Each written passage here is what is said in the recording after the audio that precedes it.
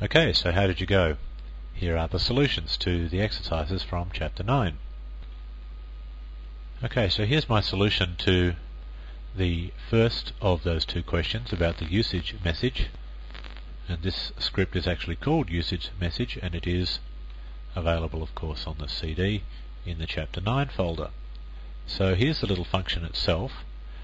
Now the very first thing I do, and this is the only clever part of the whole script, is I take $1, which is supposed to represent the script name, and I store it in a little variable called script, and then I shift.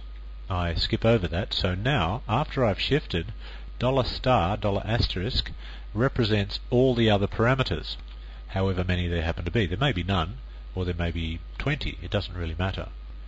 The point is, now I can use $* to represent all the other parameters. Now why have I done that? Well, the reason I've done that is essentially so that I can just do a base name on the first parameter whilst leaving all the other parameters alone. And that's exactly what I've done. So then you can see I've echoed the output to standard error. I'll put in a little Control G, which is not just a caret followed by a capital G. You've actually got to type Control G on the VI keyboard as you're editing the script, if you want the Control G character to be put in at that particular point. And after that it's pretty much satisfactory, straightforward. Just exit with the exit status of 2. So let's see if that works now. We'll just pass that 3 parameters. This is the example that I showed you before in the place where I actually specified the question. Let's run this, and %, and the usage message is, well, usage_msg, file name, username ...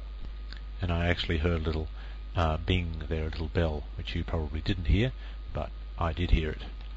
And just to test that the base name is working, let's try that again. Let's say $%. So that'll be $usage message, and hopefully the base name part will strip out the $, and it should still work. And it did. There's no $/ in that usage message. Okay, so it's fairly straightforward. The trickiest part was that little shift to separate out the script name from the rest of the parameters.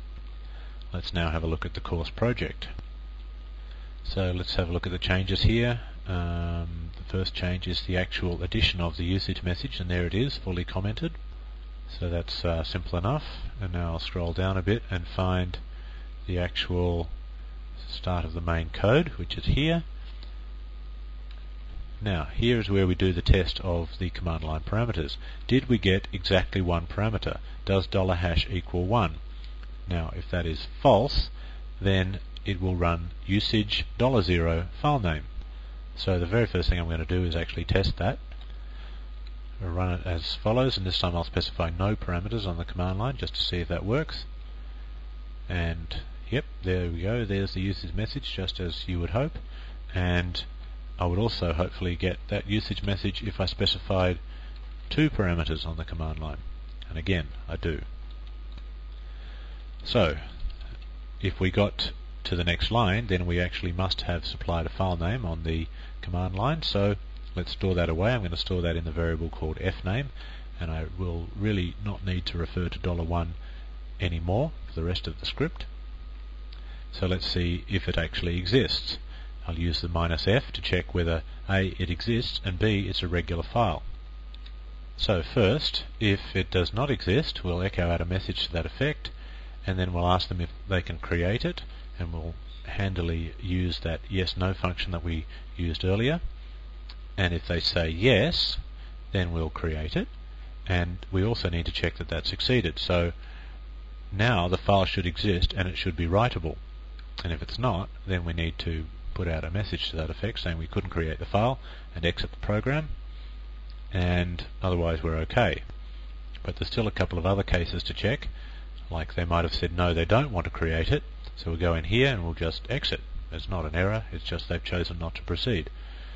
And this else, or this elif if you like, that was connected to this original if statement here, where we checked whether the file existed or not, and we went into this first case if it didn't exist. So now if we get down to here, then the file did exist, Now we can check that it's writable, and if it's not writable, then we put out a message to that effect and exit. And of course, if it is writable, then we can just proceed onwards, and we get down to the rest of it, which is right here. So let's test that. I will run it, and I will specify a file name. I'll just call it test.dat. Now I didn't really test it, obviously. I'll try that again. Specify %, which is the current script. Test.dat. Okay, here we go. Test.dat does not exist, which is correct. Create it. No. Okay, so let's try it again, and this time I'll say create it. Yes, we will create it. And here we are, ready to go. It must have successfully created, otherwise I wouldn't have got this far.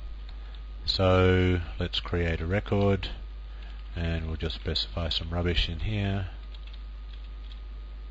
And those details are correct. Create another record, no. And view the records. Yes, there they are. Aren't they lovely? Okay, and quit. And yes, I really do wish to quit. And now, when I run it, it should not tell me that the file doesn't exist, because the file does exist. And it just goes straight in with the file name that I specified, ready to manipulate the database. Now I did actually specify a file name then. I know that I only went hang on, just get out of this. I know that I only went like that, $exclamation mark, but what that really was doing was $test.dat. That's just repeating the last command, as you recall. And recall, of course, again, that the %sign is just the name of the current file that Vi is editing, which is the script, of course. Okay, so that's it. It works. How did you go? Did you get a working script then? I hope so.